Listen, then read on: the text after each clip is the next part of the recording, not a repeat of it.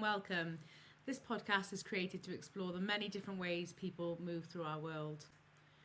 We all experience the world differently at different points in our lives, and by listening to one another, I hope we can build more awareness, empathy, and understanding. Before we jump in, just a reminder, there's no right or wrong language here, no questions that could possibly have a wrong answer, so please use whatever words feel most comfortable and are true to you. We really appreciate you helping us better understand what a more inclusive world could look like. Hello, and a big welcome to Martyn today. Hey, Hi, Martyn. how are we doing? Thanks for joining us. First of all, before we get into that, do you want to say a little bit about yourself, perhaps your background, what you do now, and maybe a little bit about why you're on the podcast? Yeah, of course. So I'm a freelance UX consultant. I'm mostly a user researcher. The kind of work I do is wide ranging. I do lots of user research in retail, medical, B2B stuff, startups, everything in between. And the kind of people I do user research with range from 5-year-olds on iPad games through to 70-year-olds trying to use NHS services. So most of my time I spend with other people. I do a lot of accessibility stuff as well, typically interviewing people who have accessibility needs and how their needs relate to my clients' services. Yeah, and outside of work, I love movies and food, and I live in Cardiff with my dog and my wife and my son. That's mostly it. On my weekends, I do DIY, which I'm not very good at. There's no undo option in the real world, so I muddle through. But it's it's kind of nice doing something physical. Amazing. It's great to have you here. So, tell us a little bit about your experience with access needs. Yeah, it's a real curveball for me in life. My whole life, I would say I was healthy in British terms, in that I was overweight and drank a lot, but that's healthy in the UK, right? Nothing really to write home about. And then in 2018, I took on a project for a client where I was in Canada and New York. It was like super glam user research project. And I just got a bit ill. I had like a kidney infection. I kind of felt it coming on. Never really had one before.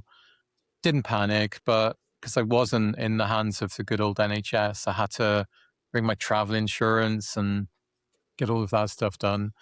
And what happened was I went to ER in New York, which was an experience. When you're in the world of free healthcare in the UK, that's fine. But when you're there and they're talking about sign off for budgets and stuff, it's a little bit weird.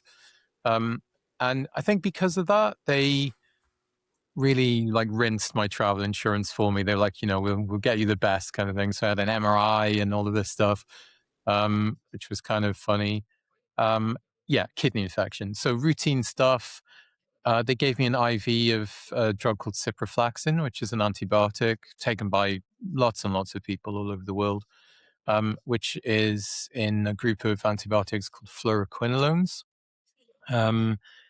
And yeah, they were like, here's some more, like take these for a week, go back to your hotel. You'll probably be feeling better soon. Dear readers, I did not feel better soon. So maybe 2 hours after I got home to the hotel, I passed out. Maybe 8 or 9 hours later, I woke up in my hotel. I was on my own, by the way. I hallucinated for about 6 hours, something like that. Very weird moment. My joints were swollen. I was in agony. It was real weird stuff. So I had to go back to the ER, and they were like, "Oh yeah, 1 in thousands of people have an adverse reaction to ciprofloxacin, where your body might treat it as a toxic entity. You might have some issues, and it's not our fault. Sign this," kind of thing. So yeah, I was feeling a bit out of my depth. I'm not in an environment where I could ask kindly NHS folk what's happening to me and what the protocol is. It was very much a commercial, okay, bye kind of situation. I was flying home the next day. So, I was feeling a little better the day after. I'd stopped seeing things. I mean, it was quite scary. It's almost like being high and drunk at the same time. It's like, wobbly vision together with a lot of pain. It's very weird.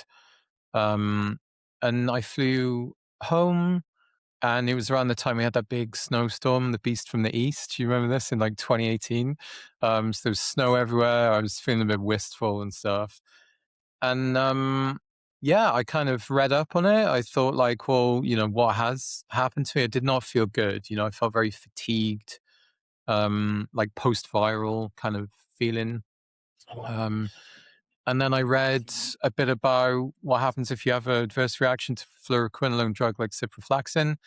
And it ranges from, you'll kind of have joint swelling for about a week through to aortic dissection where you die.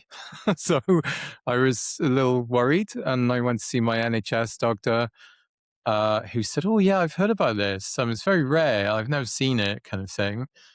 And I was like, "Okay." It was very strange. I was very fatigued for about a week.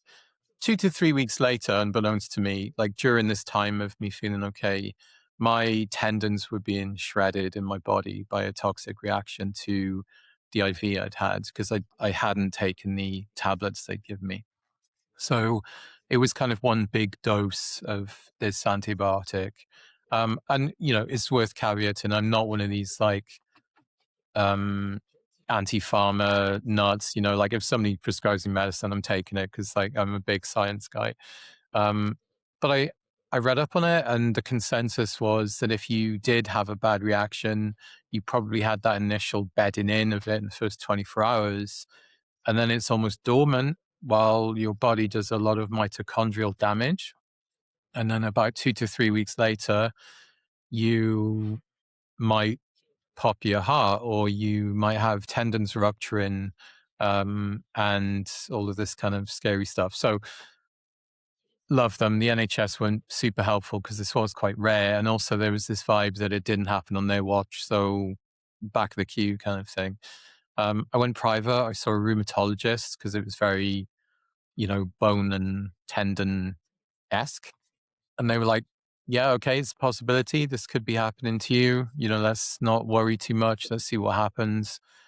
And then a couple of weeks later, I couldn't get out of bed, So like fast forward the first 3 months, I couldn't walk at all. I couldn't lift my arms higher than my elbow because it involves tendon and muscle control. I couldn't see properly. I went kind of clinically temporarily blind. I had vision issues that stopped me doing things. So I couldn't read, I couldn't work, I couldn't see more than like a meter in front of my face or something like that for about 2 to 3 months, which thankfully went away first. And yeah, so this is a bit of an unusual thing. I mean, every doctor I spoke to said, heard about this, never seen it in the wild.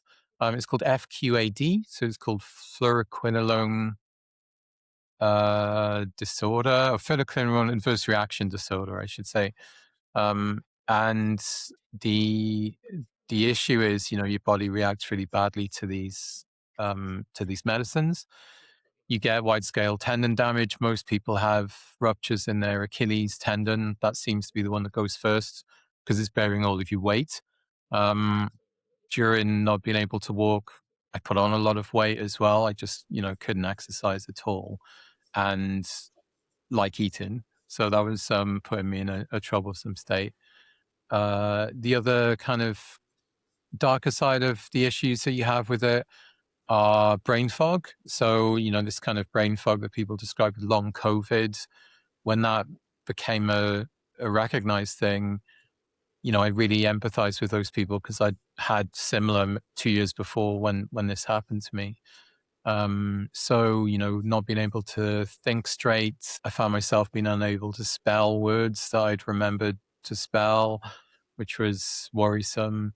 And during my diagnosis, I went back and forth to the NHS, and they had theories, was it the beginnings of multiple sclerosis? Was it motor neuron? I was like, it's a bit unusual that all of this happens 2 weeks after I essentially poisoned. And, we kind of settled on phonochronolone disorder. And then my recovery began. So, for the first year, I couldn't walk unassisted. I graduated from no mobility to crutches, but I couldn't walk on crutches because my arms were as weak. So every hour I spent on crutches, my arms would need 8 hours of recovery. I found I had tendon pain in every tendon, like my fingers, toes, even anywhere where there was some kind of musculoskeletal rigging, it was under strain. Um, and yeah, I mean that was that was the worst of it, the first year of recovery. And since then, I've been kind of on the mend, but I'm still left with a few accessibility needs. And I felt like it was important to come on here and talk about it because when we talk about invisible disabilities, I feel like mine are quite invisible until they're not, kind of thing. And even during my recovery, when I was off crutches, I would be in London for a meeting and I would, really be struggling. And it's things like you're on the train and you need to sit down or you're going to fall down and piss yourself. I mean, that was the reality I was facing. And you have to kind of figure out how to ask for the disabled seat when someone else is in it who doesn't look like they need it. And you start thinking, are they the same as me? And all of that kind of stuff that goes with it. Um, yeah, I mean, Can I look, in ask summary, how you were feeling at that time? Because obviously the doctor in the UK you said didn't know about this. Is like the first time I've ever seen this happen. So obviously his experience was theoretical rather than practical. Sort of like one of the things I wanted to ask, because it's a big deal, right? It wasn't just like I hit my leg and I was on crutches for a week or two or a month until they took off the cast. It's a big thing. You couldn't see yeah. more than a meter ahead. It changed your life from one instant to another and for a long period of time. What was it? Were you feeling sort of like, okay, I need to? So the actual question I have is, were you feeling sort of like, I need to just get through this because I will have a recovery and that's fine? Or did you sort of go, I need to, oh my goodness, I need to now change my life to adapt to this because either I'm not going to make a full recovery or it's going to take such a long time that I'm now going to have to adjust my life? Like, what was going through your head at that point in time in terms of Yeah. like how you had to deal with scenarios in life? Yeah, it's a really, really pertinent question. I mean, I had I had lived experience of disability recovery through my mum, right? The last 10 years of my mum's life, she was wheelchair bound, housebound and stuff. Um, and I saw, how you need to make adjustments and adapt and that kind of stuff. So in a way, I was kind of prepared, even though it was super miserable to consider. Um, but I was facing the reality that I was, maybe 39 or 40, and I was suddenly feeling like I was 65. I was also really fatigued. So yeah, it was a tricky one. I mean, the worst part was I broke my leg before. Somebody says to you, it's going to be 12 months, you'll be okay. So you think, okay, I know how long I'm in, in the house for. But I was told by doctors, we don't know. We don't know how you're going to react. There were online support groups that I joined. And not to do them a disservice, I've seen a lot of, I mean, I've done user testing projects with online support groups. You often get people move into these groups and they stay there. They love their community. And often it's not the best place for everyone. And the groups I joined, I saw the magnitude of how this had affected some people's lives when I was posting things like, I need to know what people do to recover. And I was getting replies saying, you don't recover. You're in a wheelchair or you die, kind of thing. So yeah, I mean, look, I'm quite pig-headed and stubborn. I was also contextually in this mindset that I did not want to end up living the rest of my life like my mum had to. So I thought, let's see what I can do myself. I mean, I was going to physio a lot, NHS physio, which was great, it helped me a lot. But mentally and also recovery, like physically, my mental state was, let's try and fix what we can myself. So I did a lot of reading about what might help repair mitochondrial damage. And, one of my favorite movies is Watchmen. And I don't know if you've seen it, Yep. sci-fi superhero stuff. There's a son of a watchmaker and he gets reduced to atoms by a particle accelerator. Super dramatic.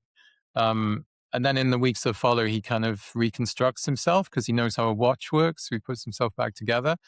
And I thought, yeah, I need that kind of stuff, right? I need that kind of mindset. Um, so I did the physio. I did YouTube physio, Bob and Brad's, like great physio channel on YouTube. Yeah. Um, did a lot of exercises that would strengthen my tendons. Mentally, I put myself in a good place. I tried to meditate and, recall some like CBT stuff I'd done in earlier life that put me in a good place to manage this. But yeah, it was tricky because I didn't know what the prognosis was. I'm told most people end up in a wheelchair, at least. Um, and, the recovery was slow and it still isn't finished. So I have accessibility needs today, which are quite subtle. But year one, I recovered. I mean, at the end of year one, I was maybe 30% of what I was before. At the end of year two, I was maybe 50%. And then, like a battery charging, it was slow. It's been 8 years. I'm probably about 90% of what I was. And I think I'm bottomed out now. I think by the time I am recovered, I'm going to be in my late 50s and a whole bunch of other stuff's going to start kicking in. So, yeah, I don't know if that answers you. It's really interesting what you said, because so far, most people that we've interviewed, that we talk to, they're always quite positive about it. I fight this and I try as much, and then I put over effort, and then I got in touch with people that encouraged me. And, the fact that we just heard you say something like, I went to the groups and actually what I got was a bit of a negativity on it. And it didn't get you down. It's like, okay, you're either in a wheelchair or you die, which is really strong for somebody to say to you, right? That would really depress a lot of people. That would really put a lot of people to go, actually, what's the point then? And just kind of like maybe even do worse. So, that's the opposite effect. But then we've had another sort of somebody say, you know what, having a disability, you don't just expect the world to treat you as somebody who's disabled and help you with everything. You need to also put in the effort and to fight, which is what you sort of like echoed when you said, I'm quite pig-headed and I do that by myself. So I guess it's nice for other people to hear this, because maybe a warning you want to give, correct me if I'm wrong, is don't always just listen to people that are sort of negative, because they might be undergoing stress. They might have sort of like, they might be a bit depressed because of what happened. Would you say like try to always make the most of it and surround yourself with the most positive people that you can, because then somebody might not have the fight that you do. Maybe somebody should do something to get themselves in a circle that gives them that opportunity to get the best chance. Yeah.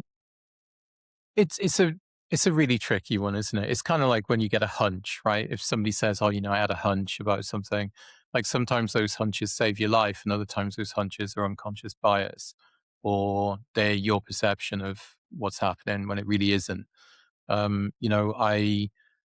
I recently had to take medication for something else, and I had a hunch that it was going to put me in a wheelchair. I mean, we both know where that came from. The reality was it wasn't going to do that at all.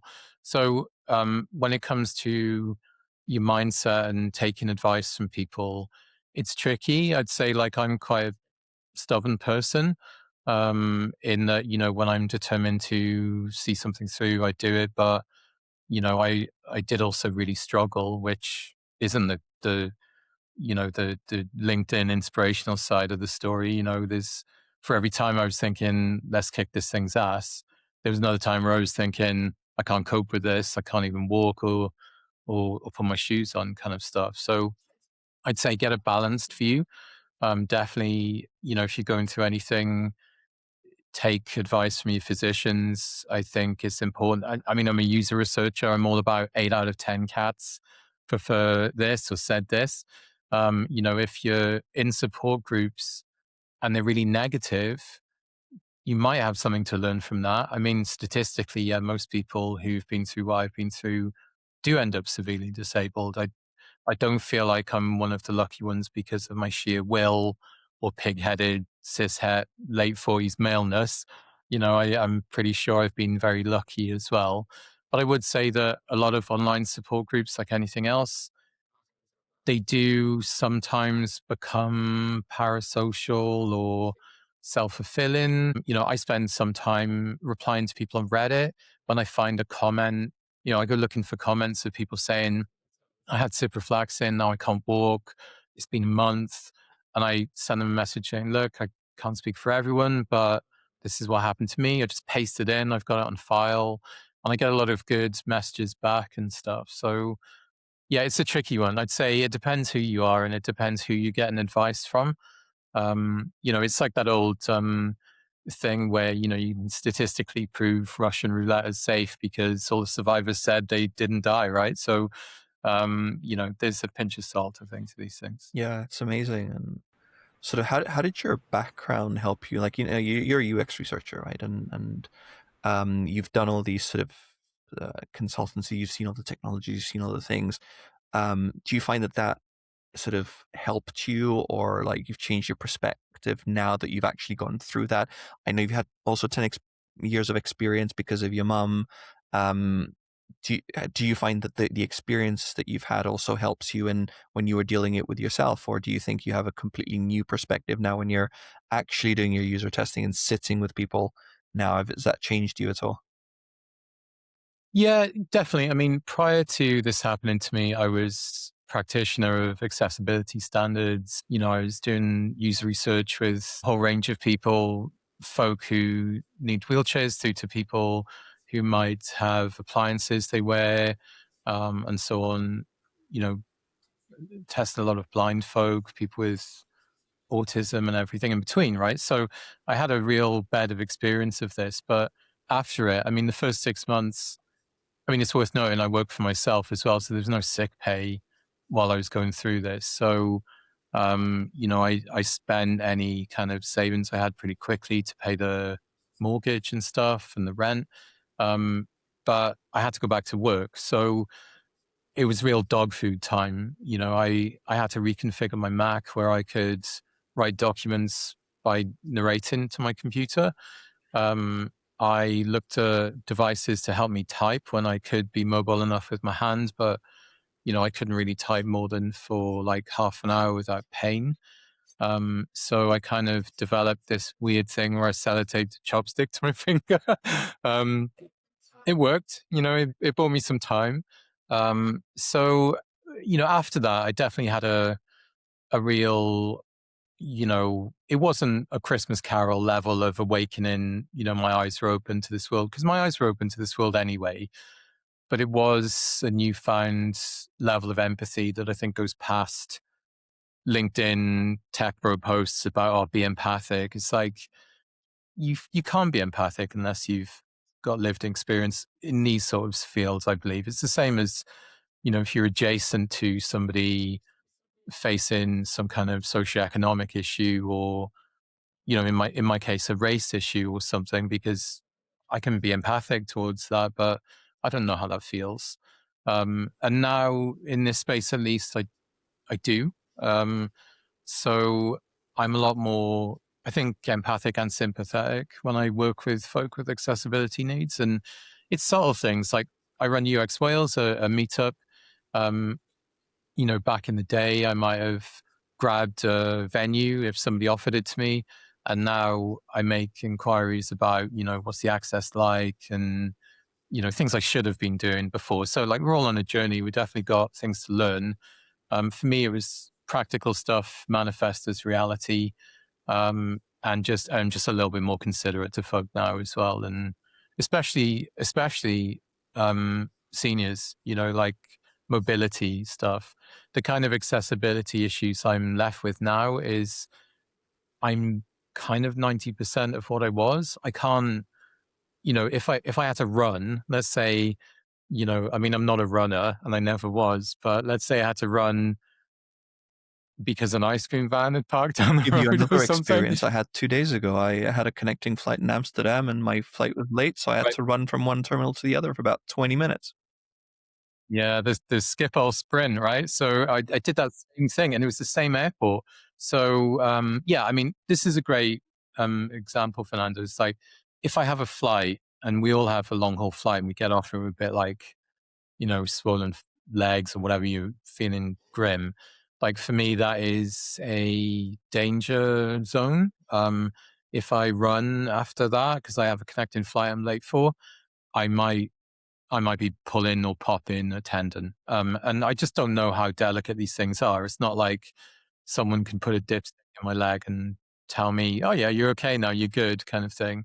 So yeah, it's things like that. For me, it's if I have like a meeting in London, I do a lot of walking around, and the next day maybe I walk the dog for 5 miles. The day after, I have like a nervous tremble throughout my body where I kind of imagine it's like what you get if you've run a long race or something, endurance.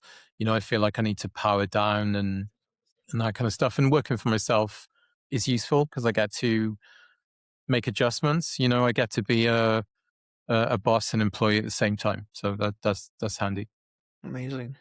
I need to ask, what's the purpose of the chopstick on the finger? Yeah. So look, I've got a computer here that I, you know, have my notes on.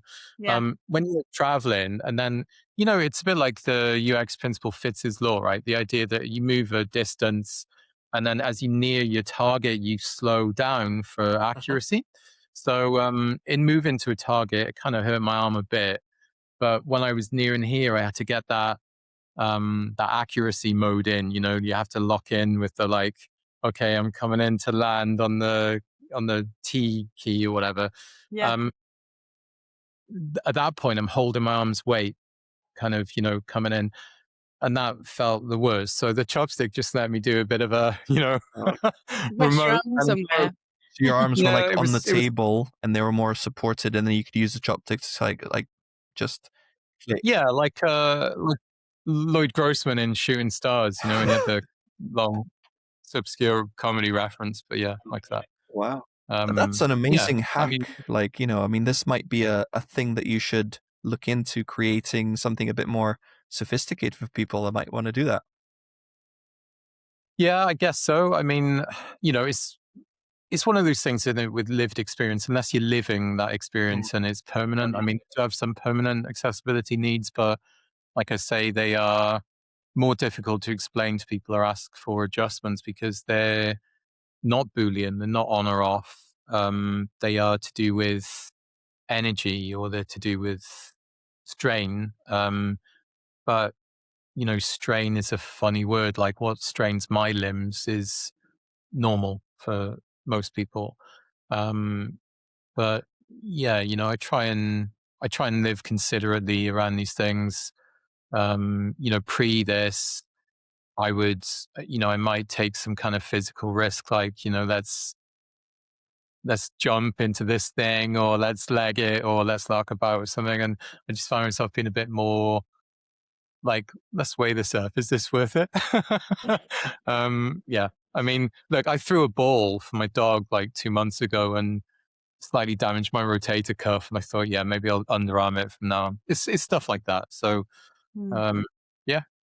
Yeah. I think you've touched on so many different access needs as well. You lost vision, you've had, physical access requirements, both severe where you were immobile right through to, crutches and your experiences there and different levels of that as well. You also mentioned the cognitive kind of access needs as well. It's an awful lot at once that pretty much happened in an instant for you, with no clarity on timescales too.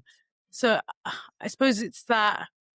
How did you navigate those varying access needs all at once? Was there any priority for one over another, or how Yeah. did it work? I mean, look, lots of people have gone through this similar, temporary access needs thing. And the first thing that affects your mental health is having to rely on other people, right? So I'm married to my wife now for 10 years. And when this happened, I think we've been married about 3 or 4 years. I can't remember, maybe 3 years. Um, Relying on her was really tricky for me to get my head around. So my first thing I needed to do was be a bit more mobile and a bit more independent. Um, so that's what I focused on first, right? I mean, it was literal, like one foot in front of the other. She did a great job. And, I'm not a small guy and she's quite a small lady. And, she had some biceps on her at the end of it from helping me in and out of bed and dressing me and all of that kind of stuff. Eternally grateful, but I'd rather do stuff myself. So first top of the list was, walking to the bathroom or the kitchen or whatever else. Concurrently, which sounds grim, but it's important to highlight it, was, I work for myself. I needed to continue making money because I really couldn't lie there and think, am I going to die? And also think, am I simultaneously going to lose my house? So, it's an important one. I think not enough people highlight disability and sickness in context of socioeconomic stuff and, needing to pay the bills. So, yeah, I mean, there was that. I mean, thankfully, the kind of work I do, I was able to take on things like UX reviews where, I could browse a website and make notes using, text to speech to text software and that kind of stuff. And then after that, it was just one day at a time.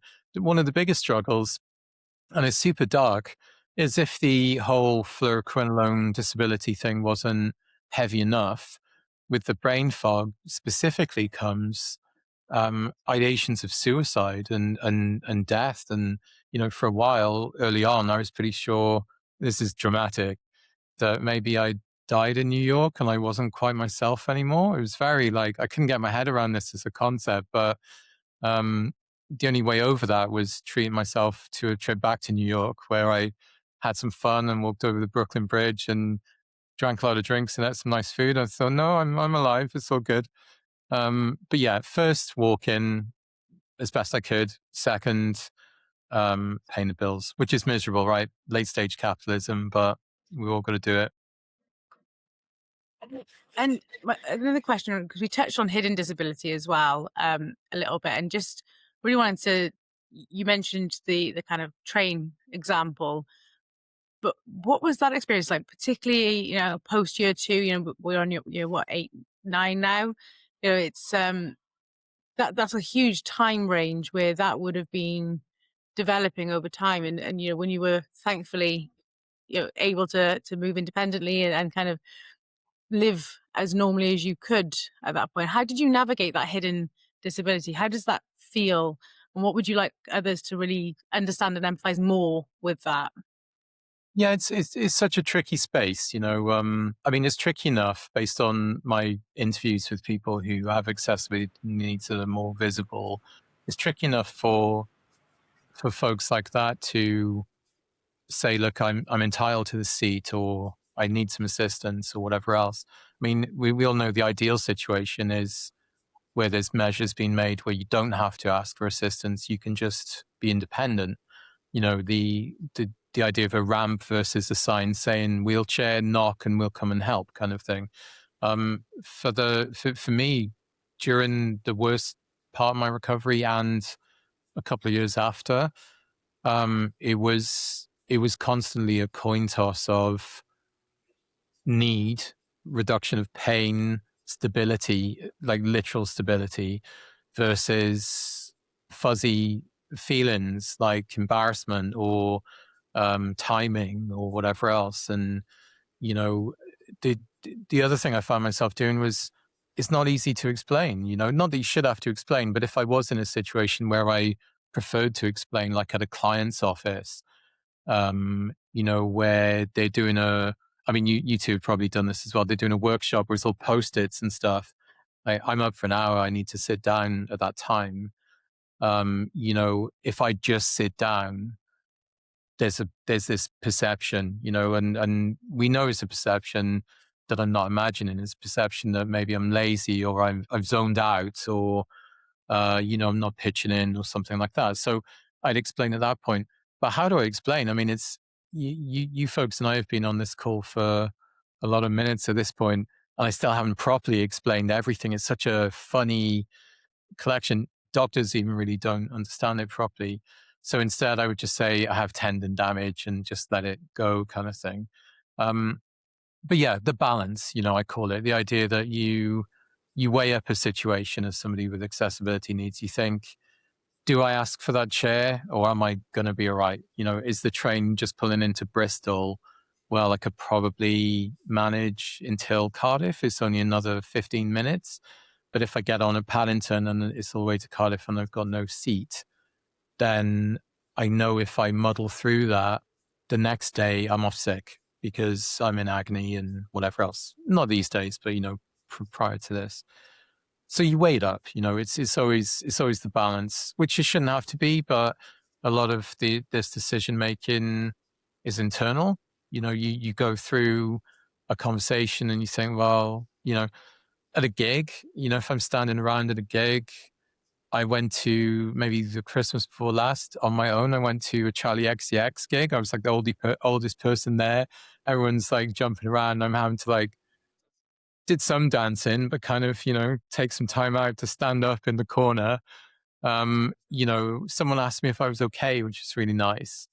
But it's like, what do I do? Say, no, I'm old and my tendons are shredded, but you go girl kind of thing. So you just weigh it up, you say I'm fine, which is on you, but it's important to ask for help when you need it. I think you touched on some really good points there as well in terms of designing for inclusivity without having to make assumption. The post-it note exercise, it's just good practice to have regular breaks, regular rest, for everybody's cognitive function and for other reasons as well. So it's that good practice means you don't have to be uncomfortable to say, actually, I need something. That's maybe different to other people in the room. For real. And I'm a big linguistic guy. I'm as a UX, like semantics are important for IA, and we do lots of nomenclature and taxonomy stuff. There's a lot of ableist language in what we do as well, and I can't dismantle it. It's there. Like we do stand-ups. Like hearing the term stand-up when I couldn't stand up was like a little painful, but I realized, I was the minority in the room. Lots of sport language in Agile, like scrums and scrum masters and stuff is very sporty. Even when you're recruiting for jobs, people talk about middleweight designers and stuff.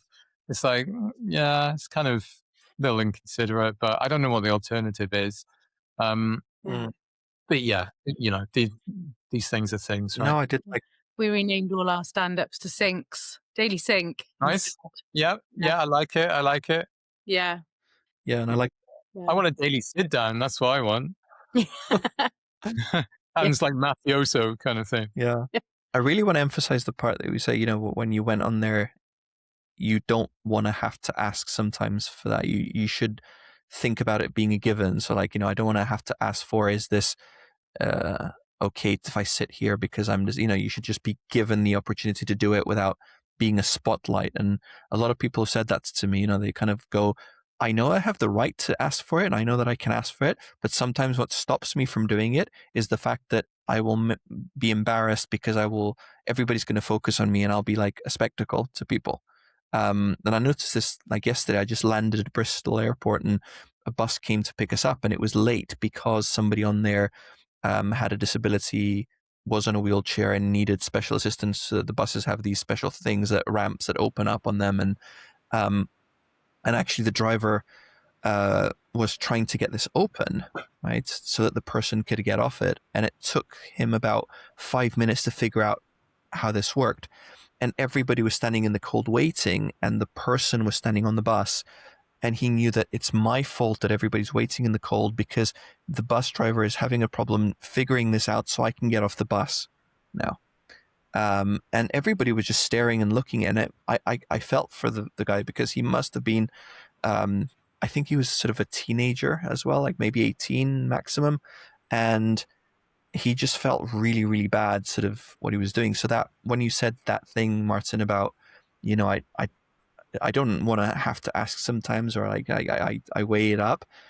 sometimes a lot of the people, I'm guessing, and this was your opinion, is because you know, you've got a certain pride, right? And you want to sort of say, oh, I'm okay and I can do this. A certain time it might cause you, not the fact that it's not available, but the fact that you've got to ask for it and be in the spotlight might be a That's disadvantage, right. isn't Yeah. it? And that's sort of Yeah. It's a really interesting set of psychological gateways and doorways.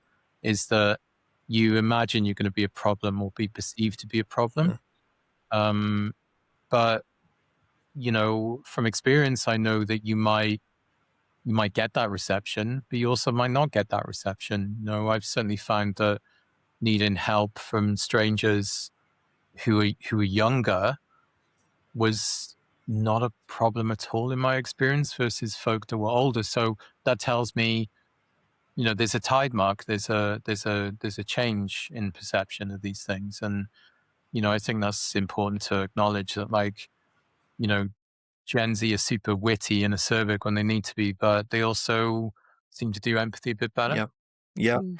which is true. My final question is, if you could go back 10 years, what would you tell yourself? Because I think the industry we work in, we talk about empathy, we have awareness. There were tools and technologies that you were aware of that you could access. I don't think you probably thought about the chopsticks in advance, but you know, those that voice technology, those sorts of things, because we work close to that. And you mentioned the work you've done before, working with different people with different disabilities and access needs, almost gave you an advantage to help you know how to navigate that. If you would yeah. go back 10 years before, is there anything else you would want? Because I'm thinking about some people who might be listening to this and saying, well, how can I build some of that without having to go through anything myself? How can I better understand so that I can design better solutions? Yeah, exactly. The if there was anything I could tell myself like 10 years ago, it would be to try and immerse yourself as best you can in practical in practical things, not just theory. So, you know, if you're a like, I'll be frank about this because I think we should. If you're a bad UXer, if you're a bad user researcher, you might not care about accessibility. If you're a mid one, you care about it, but maybe it's othered somehow. You know, maybe you know it's important, just like GDPR is important. Yeah, Um, but if you're a good one, you immerse yourself in it and you understand it. You spend time with people who it affects. You don't just read about it. And I think to be a great one, you really need to dive into that stuff and not other it and make sure it's part of everything you do, the fabric of what you do. yeah, And my place on that range prior to this happening to me, I like to think was good. You know, I would spend a lot of time with people and try and understand them. Lived experience is important. I wouldn't wish it on anyone in my case because it was quite a roller coaster ride. Um, but at the same time, I think lived experience can be dangerous. You know, if you continue to draw on it without updating it or nurturing it or keeping your knowledge up to date, you you know you struggle. I mean, and a great example of this is I grew up in relative poverty, you know, like late 80s, industrial South Wales, you know, breadline. My mum had like 4 kids and we really had no money at all. And sometimes when I do a user research project, it might be with like socioeconomically deprived areas or people. And I think, oh, you know, like I've lived through this, I get it. But the reality is, like, I'm middle class as hell now. Like, I'm speaking to you on one MacBook while another MacBook gives me my notes. You know, 14-year-old me would have thought I was a billionaire for having 2 computers.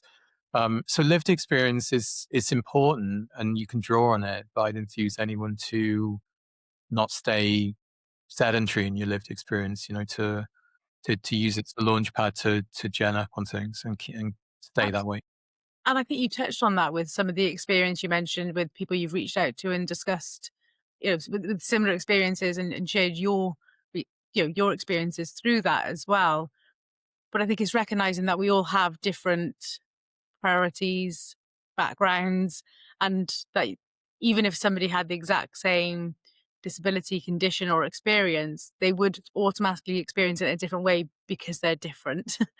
Yeah, You for know, real. and I think this is part of, you know, this podcast as well, is that recognizing that we are beautifully diverse in so many ways, and even if we have the exact same environment and the same experiences, we're going to have different perceptions on that. So not to allow that lived experience to kind of bias at that, but to feel you to be more curious and explore deeper, in many ways, rather than just say, well, you know, I've had this, therefore I understand. It's, well, no, I've had this, so I can empathize, but I want to understand from your perspective and what your needs are and what your motivations and your values are, because that's when we start to really have that more kind of rounded view from those different experiences. Yeah, exactly, exactly, and it's really important. It's the idea that, when this first happened to me, someone in the support group was like, "Well, good luck. You're not going to get better." And my experiences, especially with my parent and just Mm, how I am at things in life, and a lot of luck saw me relatively recover. yeah, I would be as bad as that person in the support group if I said to somebody else with this situation, "Oh, I'm okay. Like you'll be fine," kind of thing. So, yeah, and part of the reason why I wanted to do this podcast was to raise awareness of it. Nobody knows really about scleroquinolone associated disability. I mean, the most news headlines it had was when Bobby Caldwell died, because he died of this. The singer, wow, um, and that was maybe 2023 or something like that. Um, and he had a reaction in 2017, the year before me, and that was it for him. It was the decline from then. So yeah, yeah.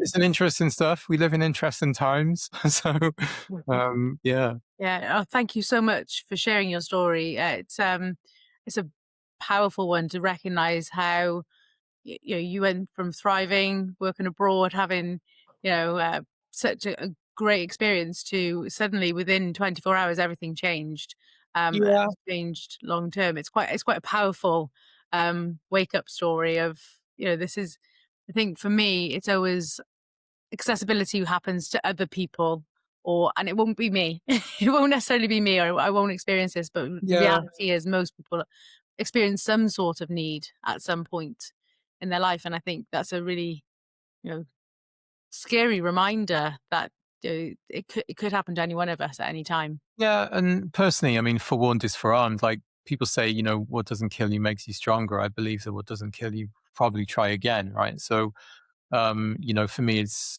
the fact that I know I have this issue with this medication. Mm, I can advise healthcare professionals that, I can't have that in the future. And genetically, it probably means my son might be predisposed to the same issue. yeah. So he gets to skip that risk entirely because I was the canary down the coal mine, right? So it's all good. It's part of moving forward. I think I've learned a lot from it. Um, not least how strong my wife is when she needs to be. So, all good. uh, Genuinely, thank you so much for sharing that story. I think it's a really powerful, and I'm so grateful and thankful that you are, you know, 90%. I'm looking forward to that next 10% for you as well. And I'm so pleased that it was, you know, a better outcome than what it could have been. Yeah, brilliant. Cool. Thanks. We really hope this helps other beautifully diverse humans think differently, consider how others may experience the world, and create a more inclusive world.